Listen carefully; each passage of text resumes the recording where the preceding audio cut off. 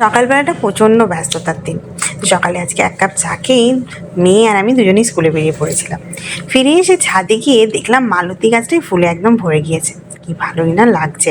এই গাছটা প্রায় ২ বছর আগে আমি লাগিয়েছিলাম। সেটা একদম এখন উঠেছে দোতলার ছাদ পর্যন্ত। আর ফুলে পুরো ভরে গিয়েছে। এত সুন্দর লাগে দূর থেকে দেখতে, আর নিজেরও এখন ভীষণ ভালো লাগে। যতই হোক ছোট্ট একটা চারা যদি এত বড় হয়ে ফুল হয়, ভালো তো লাগবেই। দুপুরবেলার লাঞ্চ সেরে দেখলাম হঠাৎ করে মুষলধারে বৃষ্টি শুরু হলো বাইরে। বর্ষাকালের দেখা তো অলরেডি শুরু হয়ে গিয়েছে। এদিকে মেয়ে আঁকতে বসলো। তার আঁকার মধ্যেও কিন্তু দেখা যাচ্ছে বর্ষাকাল। তো যাই হোক, বর্ষাকালে ভালোই লাগে খিচুড়ি বা অন্য কিছু খেতে। দেখো, গাছের ওয়াটার লিলি কিন্তু ভালোই ফুটছে এবারে। আর আজকে তাই বানিয়ে ফেললাম কড়াই পানির। রেসিপি দেখতে হলে আমার ইউটিউবের চ্যানেলের শর্টসগুলো তোমাদেরকে দেখতেই হবে।